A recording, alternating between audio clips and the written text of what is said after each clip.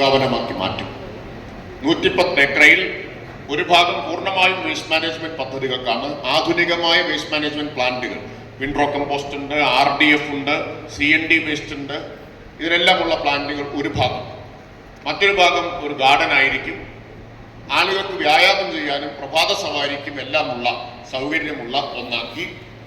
എന്ന് പറഞ്ഞാൽ ഈ പഴയ ഡംപ് സൈറ്റിന്റെ മുഖച്ഛായ മുഴുവൻ മാറുന്ന തരത്തിൽ ഒരു മാലിന്യ സംസ്കരണ കേന്ദ്രം എന്ന് പറഞ്ഞാൽ എല്ലാവർക്കും വരാനും അവർക്ക് സമയം ചെലവഴിക്കാനും ഒക്കെ പറ്റുന്ന ഒന്നാണ് എന്ന സന്ദേശം കൊടുക്കാൻ ഉതകുന്ന തരത്തിലായിരിക്കും ഈ മാസ്റ്റർ പ്ലാൻ നടപ്പാക്കുമ്പോൾ ഉണ്ടാവുന്ന മാറ്റം. അതോടൊപ്പം ഒരു വിജ്ഞാന കേന്ദ്രവും ഇവിടെ ആരംഭിക്കുന്ന കാര്യം പറഞ്ഞു കഴിഞ്ഞിട്ടുണ്ട്.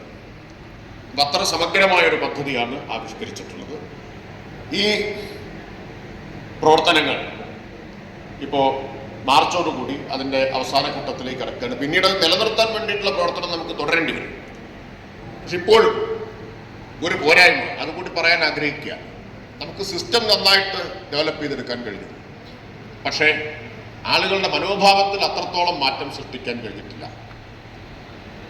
അതുകൊണ്ടാണ് വഴിയരികിലൊക്കെ ഇപ്പോഴും മാലിന്യം വലിച്ചെറിയുന്ന പ്രവണത തുടരുകയാണ്. അടുത്ത 2 മാസം സർക്കാരിൻ്റെ തദ്ദേശ സ്ഥാപനങ്ങളുടെയും മുഴുവൻ ഊന്നൽ ഈ വലിച്ചെറിയൽ തടയുക എന്നതിലായിരിക്കും. അതിന് ബോധവൽക്കരണ നടപടികൾ ശക്തിപ്പെടുത്തും. അത് കുറെ കാലമായിട്ട് നടന്നു വരുന്നുണ്ട്. അടുത്ത 2 മാസം കൂടുതൽ ശക്തമായ ബോധവൽക്കരണ നടപടികൾ ഉണ്ടാവും.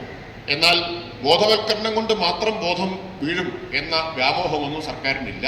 അതുകൊണ്ട്